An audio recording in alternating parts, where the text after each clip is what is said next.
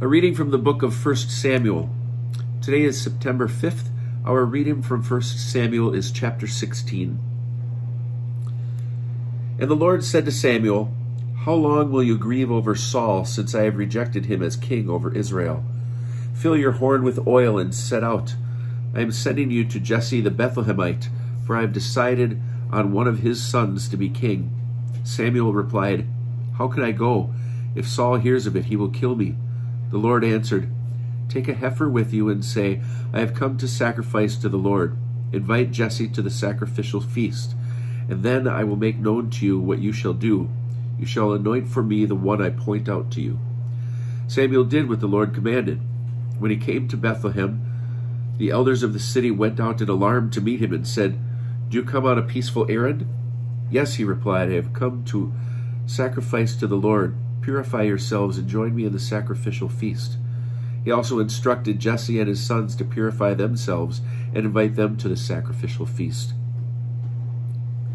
When they arrived and he saw Eliab, he thought, "Surely the Lord's anointed stands before him." But the Lord said to Samuel, "Pay no attention to his appearance or his stature, for I have rejected him. For not as man sees does the Lord see. Man sees only what is visible, but the Lord sees into the heart." Then Jesse called Abinadab and had him pass before Samuel, but he said, "The Lord has not chosen this one either." Next Jesse presented Shammah, and again he said, "The Lord has not chosen this one either." Thus Jesse presented 7 of his sons before Samuel, and Samuel said to Jesse, "The Lord has not chosen any of these." Then Samuel asked Jesse, "Are these all the boys you have?" He replied, "There is still the youngest. He is tending the flock." And Samuel said to Jesse, "Send someone to bring him, for we will not sit down to eat until he gets here." So they sent and brought him. He was ruddy-cheeked, bright-eyed, and handsome. And the Lord said, "Rise and anoint him, for this is the one." Samuel took the horn of oil and anointed him in the presence of his brothers. And the Spirit of the Lord gripped David from that day on. Samuel then set out for Ramah. Now the Spirit of the Lord had departed from Saul, and an evil spirit from the Lord began to terrify him. Saul's courtiers said to him, "An evil spirit of God is terrifying you. Let our Lord give the order, and the courtiers in attendance on you will look for someone who is skilled at playing the lyre. Whenever an evil spirit of God comes over you, he will play it, and you will feel better." So Saul said to his courtiers, "Find me someone who can play well and bring him to me."